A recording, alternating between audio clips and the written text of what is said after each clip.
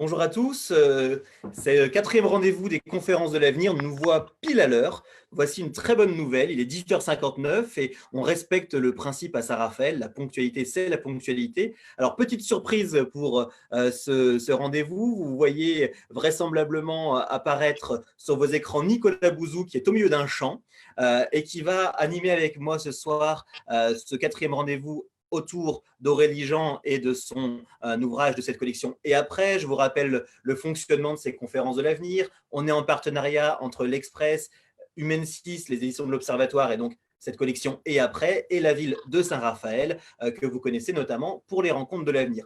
Donc ces conférences de l'avenir, eh bien, quatrième édition, c'est Aurélie Jean aujourd'hui, et je crois que Nicolas Bouzou va même nous dire un petit mot d'introduction sur Aurélie Jean. Nicolas, je te laisse la parole. Eh bien, bonjour à toutes et tous. Je suis très heureux de vous retrouver. Vous voyez, j'ai pris sur mes vacances, sur mes congés pour être avec vous et avec Aurélie et Grégory pour participer quand même un petit peu à ces conférences qui ont énormément de succès puisqu'il y a des milliers de vues sur Facebook, notamment après coup. Donc, on est vraiment ravis de ça. On est ravis aussi du partenariat avec l'Express qui permet de rediffuser les meilleurs extraits de ces conférences sur le site de l'Express. Et puis, je suis vraiment ravi de pouvoir discuter avec Aurélie aujourd'hui, alors que je vais présenter rapidement, mais maintenant, Aurélie, tous les Français la connaissent, puisque elle a connu un immense succès de librairie en 2019. Ton livre De l'autre côté de la machine est sorti en 2019, Aurélie. C'est un livre qui s'est vendu à plusieurs dizaines de milliers d'exemplaires, ce qui est extrêmement rare aujourd'hui. Et je suis vraiment ravi de ça parce que c'est vraiment un livre qui permet de faire comprendre ce que sont les algorithmes, ce qu'est l'intelligence artificielle. Et c'est un livre qui contribue à mettre de la rationalité dans le débat. Et je suis évidemment heureux pour Aurélie et pour les éditions de l'Observatoire, mais je suis surtout heureux de voir qu'un tel livre a pu marcher. Voilà. Alors évidemment, c'est très lié au talent de son auteur, mais on voit quand même que c'est un thème qui peut intéresser les Français. Et d'ailleurs, ça va être un peu le thème de notre discussion aujourd'hui, Aurélie, c'est-à-dire dans quelle mesure les Français peuvent être fâchés ou pas avec l'approche scientifique, avec la rationalité. Alors ça, c'est le thème d'ailleurs de l'opuscule que, en effet, Grégory le rappelait, tu viens de commettre aux éditions de l'Observatoire dans la collection Et après, donc un petit essai qui s'appelle L'apprentissage fait la force. On est plusieurs à avoir écrit pendant le confinement. Je ne sais pas quand tu l'as écrit, toi, exactement. Moi, le mien, c'était tout au début de la crise. Et ce sont des livres qui ont aussi rencontré d'ailleurs beaucoup de succès. Donc, on est ravis de ça. Donc, Aurélie, je la représente très rapidement, mais comme je le disais, maintenant, tout le monde la connaît. Elle est ingénieure de formation, c'est-à-dire qu'elle connaît, et c'est ça qui est très important et très original, elle connaît techniquement les sujets dont elle parle, puisque elle-même, elle conçoit des algorithmes, donc elle travaille dans des universités, aux États-Unis et en France, et elle a aussi pris le parti, et ça c'est formidable parce qu'on est trop peu nombreux à faire ça en France, elle a pris le parti de participer au débat public, voilà, pour pouvoir contribuer à la connaissance et mettre les sujets sur lesquels elle travaille dans le débat public, notamment avec une chronique qui est très lue dans le Point. C'est une chronique hebdomadaire, Aurélie, je crois. Oui. Et donc voilà, tu es à la fois aux États-Unis, en Europe, à la fois dans la recherche fondamentale et dans le débat grand public. Et donc tout ce que tu dis est particulièrement important. Alors, je propose qu'on entre dans le vif du sujet. La première question que j'ai envie de te poser de façon très, très ouverte, c'est au fond, euh, comment tu as vécu les, les débats scientifiques, médicaux que l'on a eu pendant cette crise. Parce que quelque chose auquel je ne m'attendais pas, c'est que notamment, alors je ne vais pas du tout t'emmener sur le terrain de la chloroquine, bien évidemment, mais l'un des avantages de ce débat, c'est que ça nous a presque emmenés vers des questions d'épistémologie, vers des questions d'expérimentation. On a parlé de double aveugle, etc.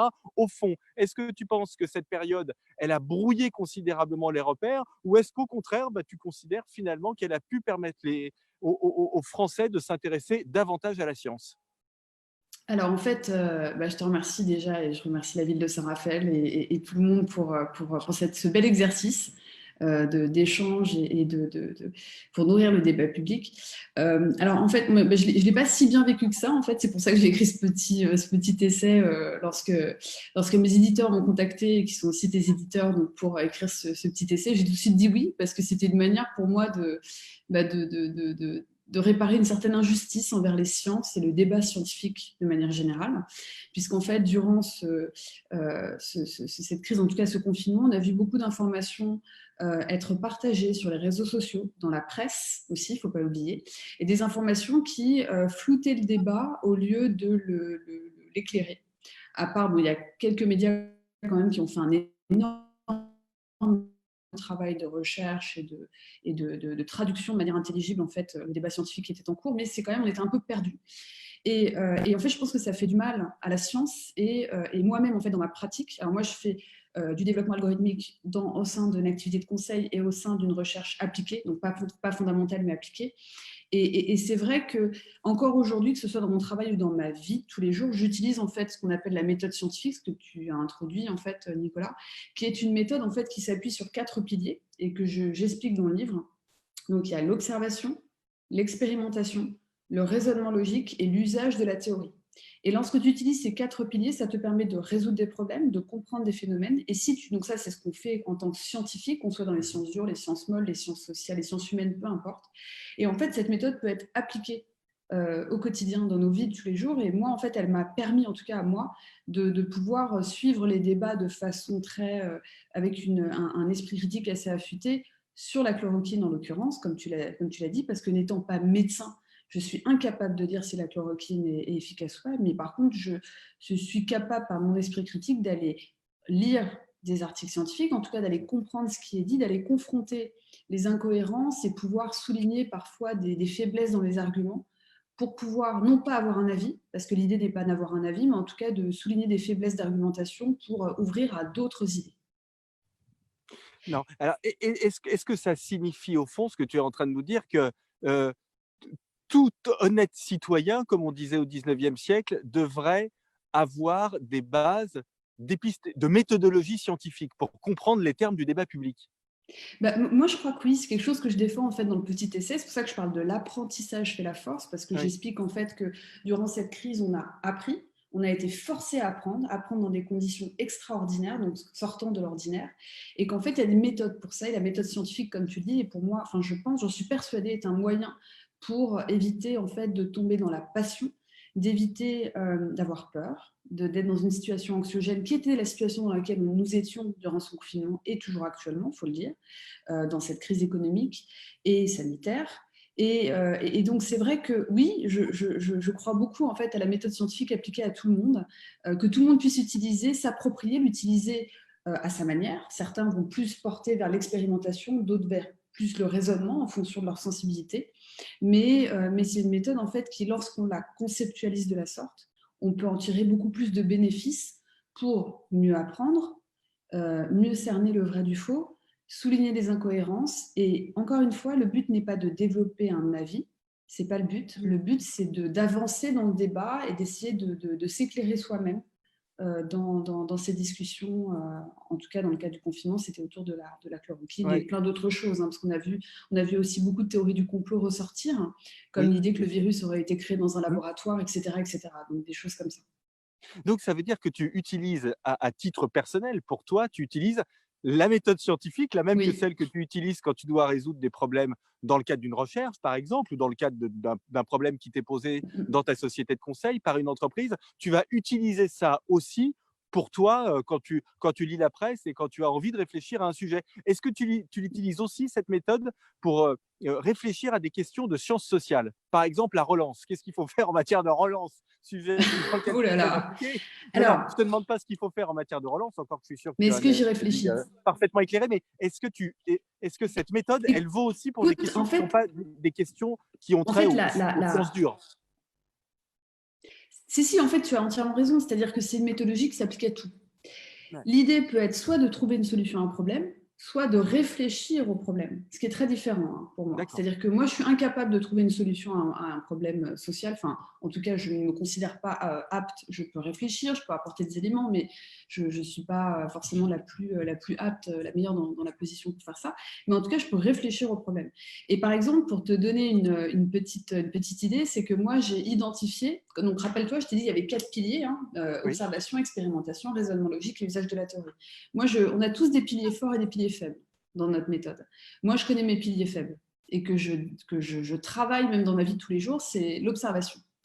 C'est-à-dire que je raisonne correctement, j'essaie d'accumuler des connaissances en théorique, j'aime beaucoup expérimenter moi-même, donc j'apprends parce que je subis ou parce que je vis une situation.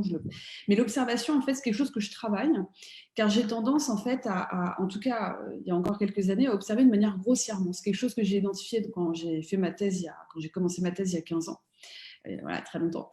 Parce que je remarquais que je n'observais pas forcément correctement les phénomènes, je ne regardais pas forcément les détails, je ne regardais pas les signaux faibles, je regardais très grossièrement. Et je pensais que l'usage de la théorie devait suffire à soi-même avec un raisonnement affûté. Et en fait, ce n'est pas si simple. Et la crise le confinement nous l'a démontré, puisque la crise du Covid et tout le débat sur la chloroquine l'a démontré. Pourquoi ? Parce qu'on n'avait pas forcément de théorie valable sur la chloroquine, vu qu'il n'y avait pas d'études à proprement parler. Le raisonnement était difficile à tenir et donc il fallait surtout observer, analyser en fait les comportements des uns et des autres, les propos des uns et des autres et être davantage dans l'observation à défaut d'avoir un raisonnement et une théorie coulée dans le béton. D'accord. Oui, vas-y Grégory. Il y a Grégory qui veut parler. Grégory lève la main, mais moi aussi j'ai des questions. Je me manifeste puisqu'on a une question sur Facebook, priorité à ceux qui peuvent nous envoyer des questions comme ça. D'ailleurs, je le rappelle, puisque je ne l'ai pas évoqué en préambule, que tout le monde peut poser des questions. Si vous avez un compte Facebook, vous pouvez poser la question directement en commentaire. Si vous n'en avez pas, vous envoyez un petit mail à avenir@ville-saraphaël.fr. C'est d'ailleurs le moyen qu'a choisi Maryse pour poser une question. Elle souligne que Aurélie a évoqué que pendant le confinement, on avait appris comme jamais. Qu'est-ce que ça signifie, demande Maryse. Merci Maryse. Alors, pour être plus précise, en fait, donc c'est ce que j'explique dans le petit essai, un petit texte que j'ai écrit pour l'Observatoire, aux éditions Après. L'idée, en fait, c'est que on a été dans les situations, la situation est extraordinaire. Pourquoi ? Parce qu'on était avec des moyens limités, parce qu'on était dans un espace confiné, parce qu'on avait un rapport avec l'autre diminué, forcément, en espace et en temps. Et après, on a appris parce qu'il a fallu réapprendre pas mal de choses. Il a fallu réapprendre à vivre chez soi H24. Il a fallu parfois apprendre à vivre avec les gens avec qui on vit, notre partenaire, notre famille. Certains ont découvert leur famille avec les pros, les cons, enfin, voilà. Il a fallu réapprendre à travailler dans des conditions dans lesquelles nous n'avions jamais travaillé. C'est-à-dire que même si on travaille en télétravail un jour par semaine, c'est différent de travailler tous les jours de la semaine en télétravail. Il a fallu réapprendre à communiquer avec ses collègues, il a fallu réapprendre à communiquer avec sa famille, avec ses proches. Donc, c'est tout un système qui a fait qu'il a fallu qu'on apprenne différemment les choses et dans des conditions extraordinaires. Pourquoi ? Parce qu'on était dans un niveau de stress élevé, parce qu'il fallait aller vite. Je pense que tout le monde, en tout cas beaucoup de gens qui nous écoutent ce soir sur Facebook ont vécu ça, je pense même d'un point de vue professionnel, savoir comment il fallait s'organiser, savoir comment il fallait organiser ses réunions, parler avec ses collègues, organiser même sa journée. Lorsqu'on était à manager des équipes, c'était comment on les manage à distance de façon efficace, comment on met en place une confiance aussi. Je pense que c'est le point positif. On a appris à avoir confiance aussi aux gens avec qui on travaille, etc., etc. Et je pense que on a appris tout simplement à revivre dans une dimension spatiale et temporelle profondément différente. Je reviens au point que tu développais sur la méthode scientifique. Est-ce que tu considères que l'éducation nationale en France permet à nos enfants, à nos jeunes, d'acquérir les bases de cette méthode scientifique? Et est-ce que tu vois, toi qui connais bien les États-Unis, en particulier la Californie, est-ce que tu vois des différences entre ce que tu as pu observer en France et aux États-Unis? Alors, c'est des systèmes éducatifs très différents. On est par tradition un pays dans lequel on fait davantage travailler l'esprit critique des élèves et des étudiants, parce qu'on est le pays de l'esprit critique, on va dire ça comme ça. Et je pense que Gérald Bronner, en fait, qui participe aux Rencontres de l'avenir, pourrait même parler davantage, parce que lui, il défend l'idée d'aller travailler l'esprit critique chez l'enfant, en fait. Absolument. Très tôt. Après, il y a différentes manières. Par exemple, nous, dans le système éducatif, c'est vrai qu'on est tout petit, on nous apprend à observer un phénomène, tout petit. nous apprend à observer en sortant de la salle de classe, en allant dans un bois, en regardant un objet, en regardant une action. Donc, on apprend à observer. Après, on essaie d'analyser. Donc, on peut aussi, il y a des éléments de la théorie qui vont venir petit à petit dans l'éducation. Donc, en fait, quelque part, la méthode scientifique, elle est paradoxalement assez commune à tout le monde dès le départ. Tu vois, parce qu'on observe, on expérimente, l'enfant, il expérimente tout le temps. D'accord, ça Alors c'est moi, je très suis pas, important. Tu dis tu qu'elle est vois, relativement intuitive. Ouais. moi, je trouve qu'elle est relativement intuitive et c'est peut-être parce qu'on ne la conceptualise pas de la sorte ou peut-être, alors j'ai jamais vraiment réfléchi au système éducatif des enfants, mais c'est vrai que peut-être que parce qu'on ne la conceptualise pas de la sorte et qu'on ne la conserve pas au fur et à mesure des années au collège, au lycée et après, qu'en fait, on a tendance à la perdre. Moi, je pense beaucoup en fait que c'est une question de conception. C'est-à-dire que naturellement, on va observer, naturellement, on va expérimenter. Certains vont plus expérimenter que d'autres, certains vont plus raisonner que d'autres. Mais il faut la conceptualiser de façon à identifier les piliers sur lesquels on est les plus forts ou les plus faibles, de pouvoir travailler ça. Ou en tout cas, lorsqu'on est face à un problème où on est perdu, c'est de voir en fait ces 4 piliers et de les utiliser consciemment pour pouvoir comprendre comment ça fonctionne. Après, concernant les États-Unis, par exemple, il y a quelque chose dans le système. Alors après, c'est très difficile de parler du système éducatif américain parce Oui, qu'il n'est pas fédéral. bien C'est-à-dire qu'il sûr, est, tu le sais, hein, évidemment. donc il est par État, même par county, par ville. Bien Enfin, sûr. donc il n'y a pas de référentiel comme en France. Donc c'est très très différent. C'est très difficile Mm. de comparer. Maintenant, ce que je peux dire, c'est qu'il y a beaucoup de systèmes, beaucoup d'écoles aux États-Unis où, par exemple, on va encourager l'enfant très tôt à prendre la parole, à s'exprimer sur un sujet, à analyser un sujet, tu vois. Et ça, je pense aussi que, je sais que bon, maintenant on a un examen d'oral au lycée qui n'existait pas avant, et je pense que c'est une bonne chose en fait, parce que même si certains pensent que l'oral est une manière de différencier les gens d'origine sociale différente, je pense que c'est hypocrite de dire ça, parce que de toute façon la différence elle arrive quelques années après. Donc autant faire en sorte qu'il y ait un examen et qu'on prépare les jeunes à parler, à s'exprimer, à analyser, à résumer quelque chose à l'oral, une pensée argumentée, structurer leur pensée pour justement les préparer. Et c'est vrai qu'aux États-Unis, moi je le vois dans les enfants de mes amis, hein, parce que j'ai jamais enseigné aux enfants, hein, mais je vois chez les enfants de mes amis, ils sont très tôt amenés en fait à exprimer à l'oral une analyse, à argumenter. Et je pense que ça aussi, ça aide, tu vois, parce que ça fait partie du raisonnement et de l'usage de la théorie pour s'exprimer sur un sujet. D'accord. Grégory, est-ce que On tu a as une une… question à nouveau sur Facebook, une question qui nous vient d'André et qui vous demande si vous trouvez que les hommes politiques ont suffisamment cette culture scientifique. Excellente Ah, question, notamment en donc France, et André, notamment, je ne veux pas te demander de faire de comparaison, mais éventuellement, je mettrai mon grain de sel à ta réponse, notamment par rapport à l'Allemagne et à la Chine.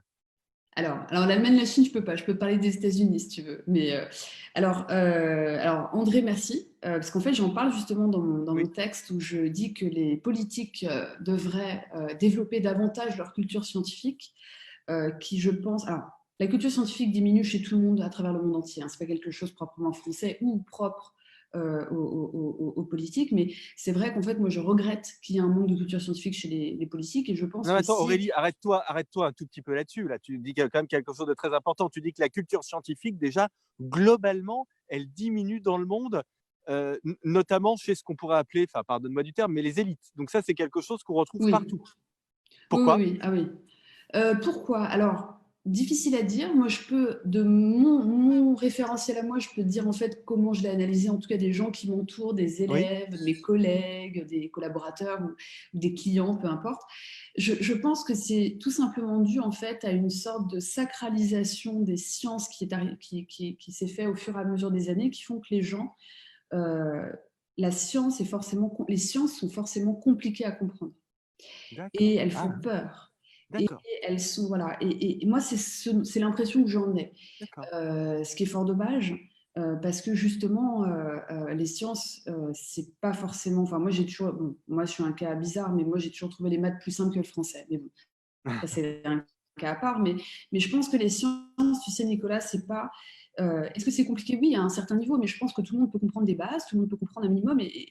Et moi, c'est ce que j'ai essayé de faire avec mon premier livre, comme tu l'as dit. Et Oui, je pense que c'est possible, en fait, tu vois. C'est d'accord. vraiment possible et c'est important pour que les gens puissent développer leur analyse critique, pour que les gens puissent ne pas se faire avoir, ne puissent poser les bonnes questions, parce qu'on a oublié de le dire, mais comprendre, ça veut aussi dire poser les bonnes questions, ne pas avoir peur de les poser et les poser aux bonnes personnes.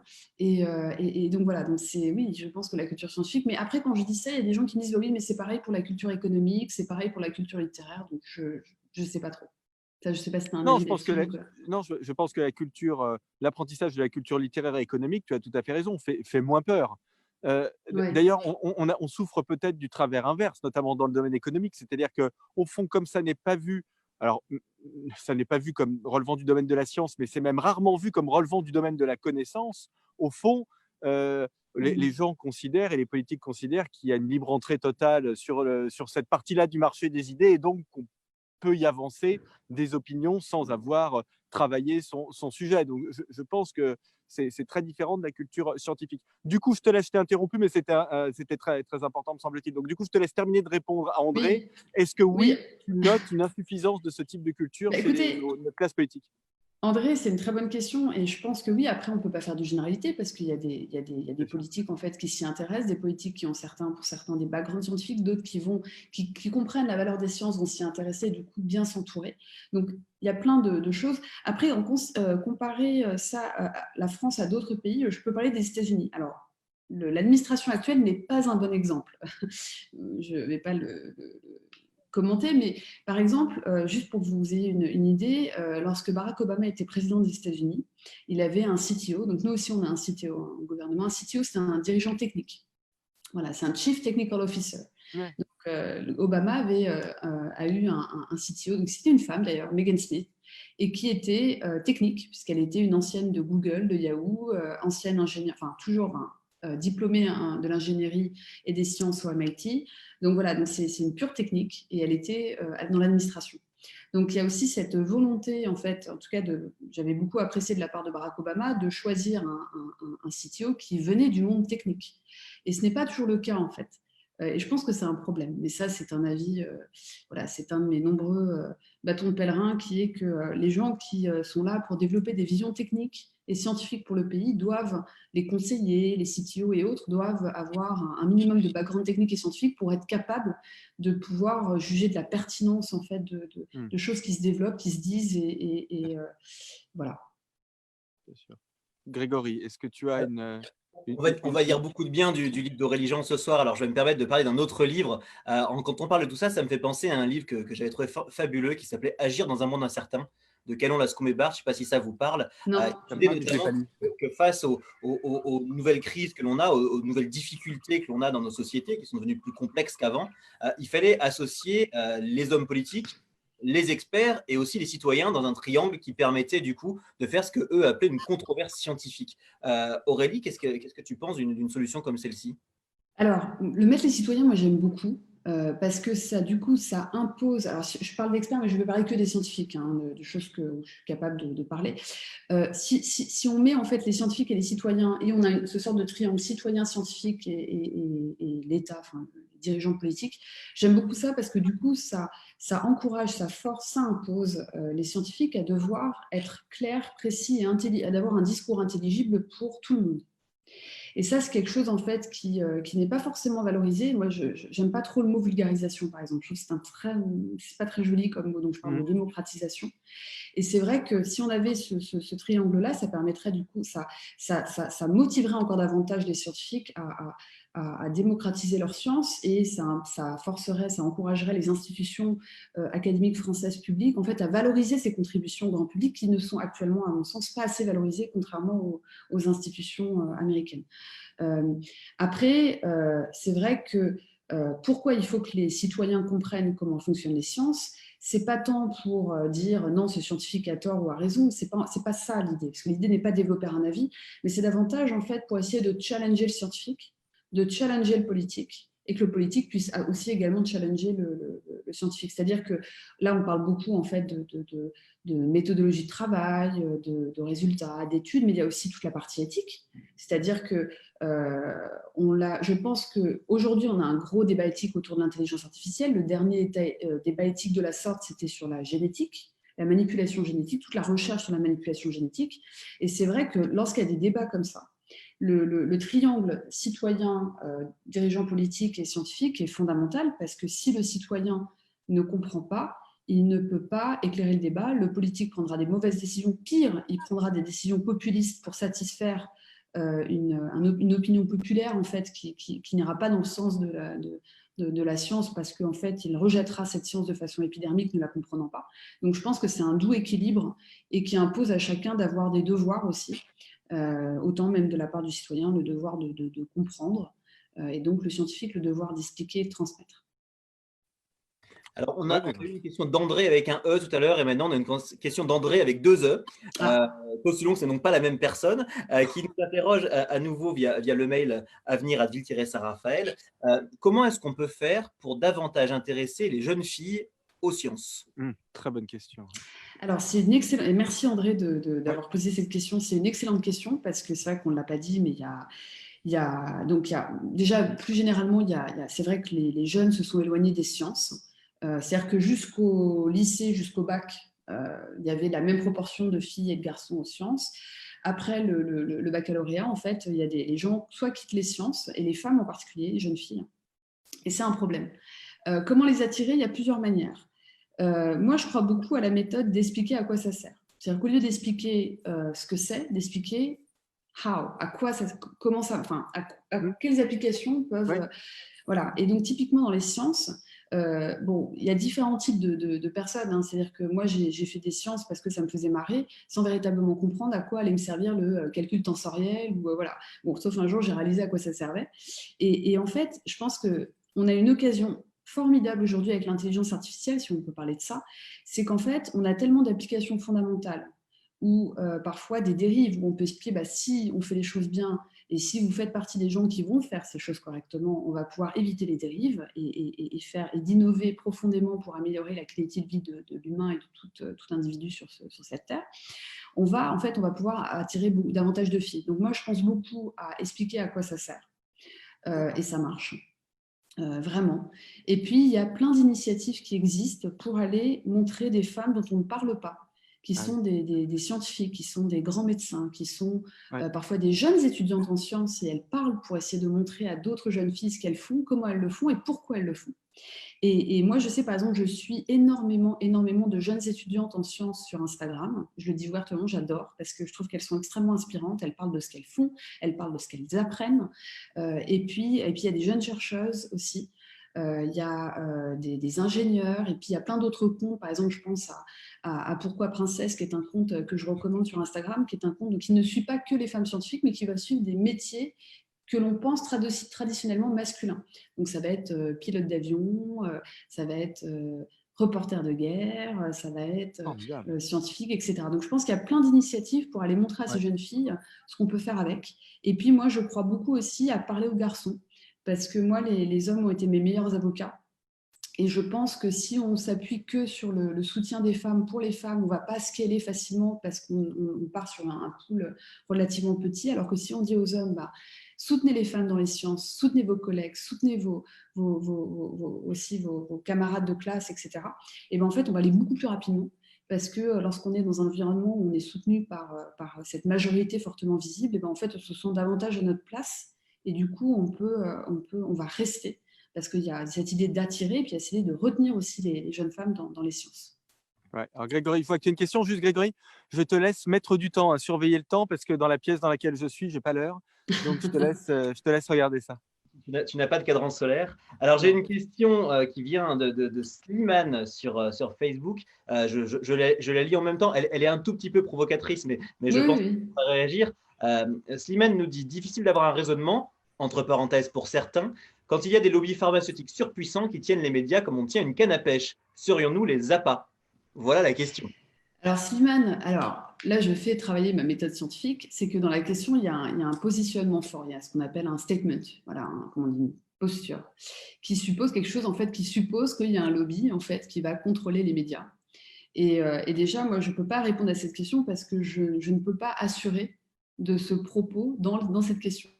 C'est-à-dire que mon raisonnement me fait dire que je ne vois pas pourquoi je validerais ça. Donc, je ne peux pas répondre à la question parce que la manière dont la question est formulée, je ne peux pas valider, en fait. Je ne sais pas, je ne pense pas. Et moi, dès que j'entends, alors je suis peut-être naïve, mais dès que j'entends la moindre théorie du complot, tout de suite, je fronce les yeux, je me dis, OK, regardons, parce que j'ai toujours, je me méfie énormément. Donc, voilà. Donc, je ne me permettrai pas de répondre à cela parce que je ne suis pas en accord avec ce que dit Slimane. Mais après, Slimane, vous avez, je comprends la provocation et je serais davantage intéressée d'aller voir s'il y a des reportages, des enquêtes, des études, en fait, pour montrer ça. Mais je ne me sentirais pas à l'aise de répondre à cette question alors que je ne suis pas en accord avec le postulat. Je peux ajouter un tout petit mot par prie. rapport à ça, bien que ce soit Aurélie, l'invitée de la soirée, et pas moi, mais il se trouve que je connais un peu le sujet des laboratoires pharmaceutiques et de moi, la je ne connais santé, pas en plus. Donc, et que je participe au débat public sur ces sujets-là, et que je peux assurer qu'il n'y a pas de lobby pharmaceutique à la télévision. On peut dire absolument ce qu'on veut. Et d'ailleurs, la preuve en est, c'est qu'aujourd'hui, on a un débat qui est un débat extrêmement large sur ces sujets, extrêmement libre. Et tout ce qui est conflit d'intérêts dans l'industrie pharmaceutique fait l'objet aujourd'hui d'une réglementation qui est une réglementation incroyablement stricte, en fait, beaucoup plus stricte que ce que l'on peut imaginer. Voilà. Je ne sais pas si ça rassurera Slimane, mais en tout cas, moi, à titre personnel, connaissant un peu ce sujet, ça ne fait pas partie des choses qui m'inquiètent et qui me semblent menacer notre démocratie. Grégory, tu voulais ajouter une question? Je m'en réserve une aussi, moi, parce que j'ai aussi une question pour Aurélie tout à l'heure. Ah ben, écoute, la mienne sera très simple. Elle te laissera du temps sur ton cadran solaire pour poser la question sans aucun souci. Moi, je suis curieux. J'ai lu évidemment de l'autre côté de la machine et c'est fabuleux et je pense que c'est la réponse à ma question. Mais Aurélie, comment est-ce que tu expliques le succès de ce livre? En fait, on aurait pu parier que ça ne fonctionne pas dans un pays où la culture scientifique a tendance à reculer. Écoute, c'est rigolo que tu dises ça parce que tout le monde me dit mais pourquoi ça a marché? Enfin, c'est quand même un livre sur un sujet particulier. Comment ça a pu intéresser les gens? Alors, écoute, c'est une bonne question. J'ai plusieurs réponses. Je ne sais pas si c'est les bonnes. Plusieurs. Bon, déjà, il y a de la chance, toujours. Il y a une part de chance. C'est-à-dire que je pense le livre a mis du temps en fait avant de se lancer sur les médias, mais en fait, à partir d'un moment, il y a eu un déclencheur et du coup, il y a eu une couverture médiatique qui a aidé quand même. Faut le reconnaître. Donc ça, c'est aussi une part de chance. Après, il y a je pense que, et ça c'est le propre de la collection de facto de Gaspard Koenig, c'est-à-dire que Gaspard, il fait écrire des auteurs en leur demandant systématiquement de traduire leur propre apprentissage à travers un récit narratif, une narration. Et je pense que la narration est une des meilleures méthodes pour pouvoir amener le lecteur agréablement, c'est avec une sorte de storytelling pour l'amener vers un concept compliqué, en le prenant par la main et en le rassurant. Et en fait, dans le livre, c'est un peu ça, c'est-à-dire que je démarre avec mon premier ordinateur à l'âge de 18 ans, mon premier algorithme à la main à 19 ans que je fais écrire, les gens peuvent l'écrire avec moi dans le livre, jusqu'à la fin, là, les derniers chapitres où on parle de complexité algorithmique, de biais algorithmique, avec deux, trois chapitres en fait plus au sens essai, de réflexion en fait sur l'impact dans l'industrie, dans la société, l'individu et notre posture. Et je pense que ça a beaucoup plu, le côté narratif. Je vais être tout à fait honnête. Je pense que ça a beaucoup plu. Les gens m'ont dit, j'en ai entendu parler, je l'ai acheté et je n'ai pas pu m'arrêter. Parce que je pense que les gens ont été pris par la narration. J'en suis persuadée. C'est-à-dire que j'aurais écrit ce livre sous forme d'essai pur, ça n'aurait pas marché. Ça n'aurait pas marché autant. Enfin, voilà, on va dire ça comme ça. J'aurais pas cru, moi, m'y intéresser, c'est vrai. Hein. Tu vois ? Ça fait partie de ces interrogations. Je l'ai lu parce que j'avais trouvé Origin sympathique, mais et à vrai dire, c'est vrai qu'en fait, une fois qu'on est dedans, on a envie d'aller jusqu'au bout et on se surprend de comprendre des choses qu'on avait globalement classées dans la catégorie des choses qu'on ne comprendrait jamais et qui n'appartenaient qu'aux ingénieurs de Google et qu'en fait, on peut comprendre ça. Nicolas, je crois que tu avais une question. Oui, qui est aussi liée au premier livre d'Aurélie. Est-ce que, alors c'est vraiment une question d'actualité, c'est une question que je me pose beaucoup à titre personnel parce que j'ai beaucoup écrit sous un angle différent d'Aurélie, bien évidemment, mais sur les questions d'intelligence artificielle. Est-ce que l'intelligence artificielle nous aide en ce moment dans la lutte contre le coronavirus? En fait, on a un peu l'impression que ça nous aide peut-être un peu moins que ce qu'on pouvait imaginer. Alors, est-ce que c'est vraiment quelque chose qui est structurel, c'est-à-dire qu'on avait surestimé la capacité de l'intelligence artificielle à être un outil important? Alors, à la fois peut-être pour trouver un traitement, pour trouver un vaccin ou pour traquer le virus, ou est-ce que, et c'est plutôt ma thèse, mais je voudrais justement la challenger avec toi, est-ce que le virus est arrivé un petit peu tôt au fond Et si on avait eu une épidémie, non pas en 2020, mais en 2025, là, pour le coup, l'intelligence artificielle aurait vraiment déployé toutes ses capacités, par exemple, pour nous aider à trouver un traitement ou un vaccin. Alors, merci de poser cette question. Parce qu'en fait, j'avais fait même un article dans Le Point en disant qu'il fallait être j'étais contre l'IA bashing. C'est-à-dire que on a eu, je ne sais pas si tu l'as vu, Nicolas, mais il y a eu beaucoup d'IA bashing dans les médias. Bien sûr. C'est-à-dire que j'ai lu l'IA nous a menti, l'IA est Bien sûr. incapable, C'est etc. pour ça que je te pose la question. Voilà. Et en fait, je pense que ce n'est que le résultat de l'utilisation abusive d'un buzzword, parfois par des gens qui ne comprennent pas forcément, je vais être tout à fait honnête, hein, et qui donc en fait donnent à manger, à boire, à l'intelligence artificielle, aux gens, enfin bref. Et donc, je vais expliquer deux choses. Tout d'abord, il faut expliquer pourquoi l'IA n'a pas été capable de prédire cette pandémie. Ça, je veux juste expliquer, j'en ai pour 30 secondes. Vraiment. Non, mais même parce que vraiment, c'est important, parce que tout le monde me pose la question, tout le monde. Alors, ce qu'il faut savoir, c'est qu'il y a des algorithmes déjà qui existent pour prédire l'évolution de la grippe saisonnière chaque année, déjà. D'accord ? Et pourquoi ces algos fonctionnent bien et s'améliorent au fur et à mesure des années ? Pour deux raisons. La première, c'est que dans l'algorithme, il y a souvent une partie qu'on dit explicite, donc ça j'en parle dans le livre, c'est-à-dire une partie dans laquelle on va, nous humains, concepteurs scientifiques, ingénieurs, data scientists, définir explicitement les critères, les conditions, les équations mathématiques quand il y en a, les hypothèses, etc. Et qu'en fait, ça, dans le cadre de la grippe saisonnière, parce qu'on a une connaissance des mécanismes de transmission et de vie du virus très clairs, on est capable de mettre des critères explicites propres à ce virus. Après, il y a la partie apprentissage, qu'on appelle la partie implicite de l'algorithme, qui, lui, en fait, va développer une logique implicitement à travers un entraînement sur des données dites d'apprentissage, ces données d'apprentissage étant en fait des scénarios du phénomène à simuler. Et dans le cas de la grippe saisonnière, qu'est-ce qui se passe ? L'algorithme va apprendre sur toutes les grippes saisonnières des années précédentes.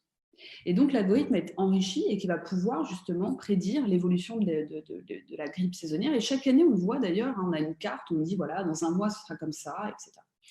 Pourquoi on n'a pas réussi avec le Covid-19 ? Les deux raisons, explicite, implicite. Explicite, c'est qu'on ne connaissait pas les modes de transmission de ce virus, ni les modes de vie de ce virus, parce qu'on ne connaissait pas. Deuxièmement, c'est un événement rare, c'est-à-dire qu'on n'a pas d'équivalent dans le passé. Et même si on a vu un ou deux événements dans le passé, ça reste un événement rare, il aurait fallu avoir une récurrence en fait, de cet événement pour permettre un apprentissage sur des datas. Donc on manquait de data. C'est pour ça qu'on n'a pas pu prédire. Cela étant dit, en fait, l'IA peut quand même être utilisée à d'autres choses. Par exemple, il y a des modèles, alors je ne connais pas le niveau de complexité des modèles, mais des modèles qui ont été utilisés pour aller tester des scénarios de déconfinement. C'est-à-dire d'aller tester avec des hypothèses sur justement la transmission du virus, parce qu'on avait déjà des petites idées, on a compris des choses au fur et à mesure en fait, de ce confinement et à travers ce que les gens ont observé en réanimation. On a compris des choses sur ce virus. Et donc, typiquement, on peut tester des scénarios de déconfinement, à savoir est-ce qu'on déconfine tout le monde en même temps, est-ce qu'on déconfine par tranche d'âge, est-ce qu'on déconfine par région, est-ce qu'on déconfine par rue au sein d'une même ville, etc. Avec des temps différés pour essayer de minimiser le risque de relance de l'épidémie. Donc ça a été utilisé. On peut aussi utiliser l'IA. Alors, je ne sais pas ce qui est fait, mais en effet, on peut l'utiliser pour aller tester des vaccins, pour aller tester des formulations de vaccins virtuellement, et puis plein d'autres choses. Mais c'est important parce qu'en fait, on a beaucoup critiqué l'IA en disant qu'elle était incapable, et en particulier de prédire la gravité, et ne serait-ce que la pandémie Covid-19. Mais en fait, ça s'explique assez simplement.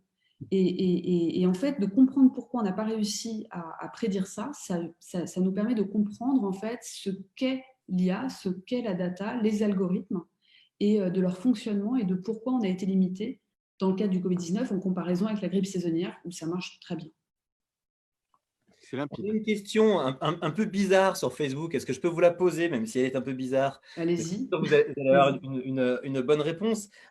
Question de Marie. Pourquoi vous n'êtes pas au gouvernement ? L'un et l'autre, d'ailleurs, précise Marie. Avec Nico. Moi, j'ai dit que j'y entrais seulement si Aurélie rentrait. Eh ben oui, mais je n'y rentre que si Nico y est. Non, mais vas-y, réponds quand même, et moi je répondrai aussi. Mais... non, parce que c'est une question, parce qu'on m'a jamais demandé, et que c'est pas dans mon agenda, voilà, et que je n'ai pas, c'est pas quelque chose auquel je pense, quoi. C'est voilà, tout simplement. Mais par contre, petite précision tout de même, parce que c'est que moi je pense qu'on peut avoir un impact, et c'est vrai que j'ai la chance d'être depuis presque 2 ans collaborateur extérieur de la direction du numérique du ministère de l'Éducation nationale. Donc c'est vrai que j'ai la chance de pouvoir travailler pour le ministre Jean-Michel Blanquer, et c'est vrai qu'on peut avoir aussi un impact, une influence, enfin voilà, avec ces positions pour arriver à bouger les lignes aussi, quoi. Ouais. Je peux ajouter quelque chose par rapport à ce que dit Aurélie, qui est tout à fait important, c'est que je pense que c'est formidable d'être au gouvernement, et je trouve qu'il y a des tas de gens formidables qui viennent d'entrer au gouvernement. Il y en avait dans l'ancien gouvernement, et donc c'est très utile. Mon dernier livre, je l'ai écrit avec un ancien ministre de l'Éducation nationale. Enfin, En voilà, plus, oui. je pense que c'est vraiment quelque chose qui est formidable. Mais je pense que, comme Aurélie, je pense qu'on peut aussi avoir une influence très forte quand on est à l'extérieur du gouvernement, surtout aujourd'hui où le jeu médiatique fait que dès que vous êtes dans un gouvernement, votre capacité à vous exprimer, elle se réduit considérablement. Et ça n'est pas le fait des personnes, c'est le fait du système. C'est le système qui veut ça. Et donc, ça peut être très utile, mais je pense qu'il est absolument nécessaire qu'il y ait aussi à l'extérieur du gouvernement des gens qui prennent des positions, qui librement critiquent le gouvernement ou l'encouragent, ce qu'Aurélie et moi on fait aussi, parce qu'on n'est pas systématiquement dans la critique, on ne fait pas du buzz, on essaie aussi de donner des conseils, d'encourager le gouvernement quand ça nous semble bien. Et je pense au fond qu'on peut être aussi influent aujourd'hui, parce qu'on est dans ce système, on peut être aussi influent à l'extérieur qu'à l'intérieur. Alors là aussi, quand même, pour le dire tout à fait clairement, je n'ai pas eu à essuyer de refus cette fois-ci. C'est-à-dire qu'on ne m'a pas proposé. On avait eu l'idée, du coup. Aurélie, du coup, l'objectif de ce livre que vous avez produit, pour vous, ce serait quoi? Est-ce que c'est d'éveiller des consciences? Est-ce que c'est de donner des envies? Est-ce que c'est de piquer un peu notre curiosité, peut-être pour aller voir aussi votre autre ouvrage? Et puis, autre question, à quand le suivant? Alors, vous parlez, je ne sais pas si on doit vous voyez tout On je se suis tue, vous hyper voit. perturbée. Ah, pardon. Vous parlez du premier livre, c'est ça, de l'autre côté de la machine? Le fait d'écrire. Ah, le fait d'écrire, pardon. Alors moi, déjà, moi, j'adore écrire. C'est-à-dire que j'ai commencé il y a plus de 10 ans à écrire dans des blogs de copains et d'amis scientifiques. Je n'avais pas mon propre blog, je ne me sentais pas capable.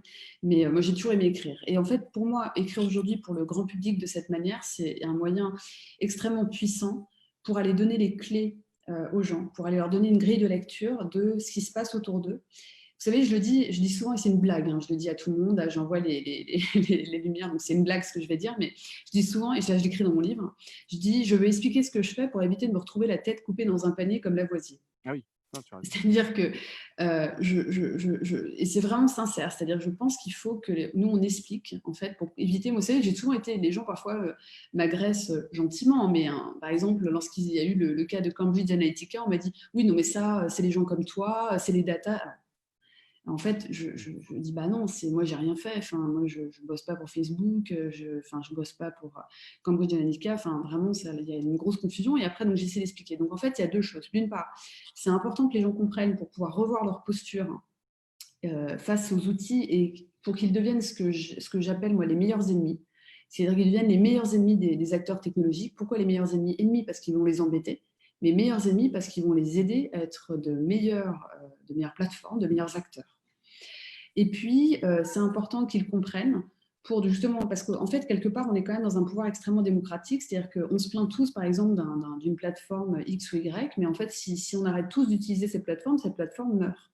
Donc, c'est un outil, on est quand même dans un système très démocratique et dont on a un certain pouvoir. Encore faut-il comprendre la portée de ce pouvoir et les mécanismes, en fait, des outils qui sont à la source de ce pouvoir. Et puis, moi, je crois beaucoup aussi au débat. Donc ça, Nicolas est très attaché à ça. C'est-à-dire que moi, je pense que tout le monde peut contribuer au débat public et que pour ça, il faut encore une fois avoir une grille de lecture pour comprendre ce qui se passe, comprendre comment ça marche, pouvoir poser les bonnes questions au bon moment et aux bonnes personnes. Donc voilà, tout ça pour éclairer. Et puis, il y a un autre point que moi, auquel je n'avais pas pensé, mais que j'ai vu, même si mes éditeurs avaient ça en tête aussi, et moi, je ne pensais pas à ça, mais je l'ai vu en fait à travers les messages des gens, c'est qu'en fait, mes écrits en fait permettent aussi aux plus jeunes de se projeter. C'est-à-dire que les plus jeunes, en fait, vont pouvoir envisager davantage des études scientifiques. Moi, j'ai eu énormément de messages de lycéens qui m'ont dit, bah, moi, je vais faire des sciences parce que voilà, vous m'avez inspiré, votre livre m'a inspiré. Et ça, je pense que c'est une belle réussite aussi. Voilà, Oui. d'inspirer les prochaines générations en toute humilité. Voilà, c'est sympa. Nicolas, est-ce que tu as une dernière question avant qu'on libère Aurélie Jean? Non, j'ai pas de, enfin, j'ai pas de dernière question. Peut-être si, enfin, quand même. Est-ce que tu penses qu'on va pouvoir réconcilier les Français avec la science? Parce qu'on est quand même fondamentalement un peuple littéraire. Tu l'as dit tout à l'heure, tu as évoqué la question des élites. D'ailleurs, je parlais de la différence avec l'Allemagne. Fondamentalement, nos élites sont littéraires. C'est-à-dire que ce qui est Oui, reconnu, le ministre de l'économie, par exemple, que j'aime beaucoup, l'ancien Premier ministre, sont des gens qui ont écrit des livres sur des sujets littéraires. Le président de la République se présente comme un passionné de philosophie. On se présente plus facilement en France comme un passionné de philosophie ou de littérature que comme un passionné de science. Et c'est ça la différence que je voulais souligner tout à l'heure avec l'Allemagne ou avec la Chine. En Allemagne, un dirigeant politique il va se présenter beaucoup plus facilement comme un passionné de chimie organique qu'un passionné de littérature allemande, alors même que la littérature allemande, comme sait Grégory bien mieux que moi, est une littérature absolument extraordinaire. Donc, est-ce que quand même les choses peuvent évoluer dans le bon sens? Est-ce qu'on va arriver à réconcilier ou à concilier mieux les élites et puis les Français en règle générale avec la science? Alors toi, tu y alors, contribues bien évidemment, mais tu ne peux pas tout faire oui. tout seul, toute seule. Non, non, non, il y a plein d'autres gens qui le font, même mieux que moi, hein. Donc, non, non, pas du tout.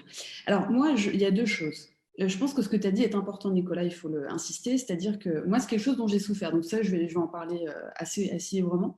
C'est-à-dire que moi, j'ai toujours une grosse culture scientifique de par mes études. Hein, voilà. Et j'ai toujours été passionnée par les sciences, passionnée par l'histoire des sciences.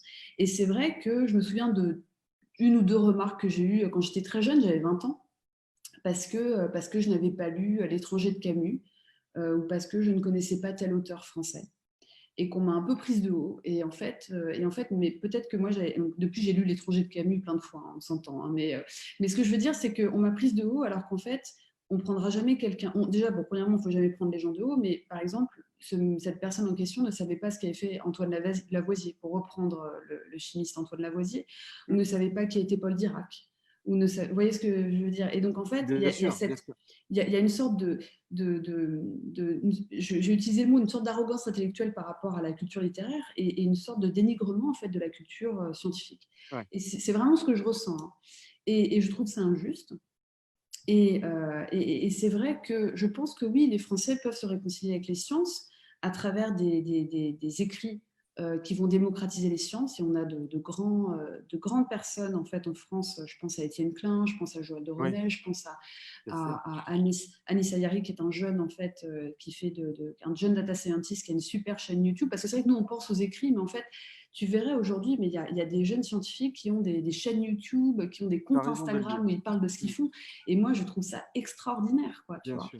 Donc, il y a aussi des nouveaux médias qui apparaissent pour justement transmettre ce savoir. Donc, moi, je pense, oui, ils peuvent se réconcilier, bien au contraire. Mais je mets beaucoup plus la pression sur nos dirigeants politiques et économiques, si je puis me permettre, où en fait, je leur dis, mais vous avez un devoir encore plus grand, parce que vous devez montrer l'exemple par votre raisonnement, vos connaissances et voilà, et vos actions. Et ça, je pense que je suis extrêmement exigeante avec nos dirigeants économiques et politiques. Mais tu as raison parce qu'ils ne connaissent pas suffisamment les sciences, même les meilleurs d'entre eux. Et on est dans une période qui commande de connaître les sciences. On est dans une période de révolution industrielle. Et donc, il faut comprendre comment fonctionnent les algorithmes, l'intelligence artificielle.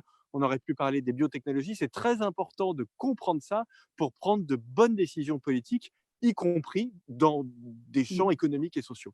Oui. Voilà. Eh bien, merci pour Eh ben, cette dernière remarque. Merci encore, Bah, Nicolas merci à vous. Dubou, dans ce rôle d'intervieweur. Merci Aurélie Jean. On rappelle ce livre qu'il faut absolument lire, oui, L'apprentissage oui. fait la force. Et vraiment, ça vous donnera envie d'aller voir de l'autre côté de la machine, sans vouloir faire de jeu de mots, mais une transition. Merci beaucoup. Merci encore à nos partenaires L'Express et Après et Humaine 6. Ça va être le moment de faire une petite trêve estivale. On se retrouvera donc après les vacances. Profitez bien du soleil. Commencez à cocher dans vos agendas la rentrée, le retour de ces conférences de l'avenir et des rencontres de l'avenir, Et bien on se sûr. retrouve à Saint-Raphaël. Bien sûr. Et 20, 21, 22 novembre, Voilà, on évidemment. se retrouve tous là-bas. merci à tous. Salut, Excellent. Merci. bon été à vous.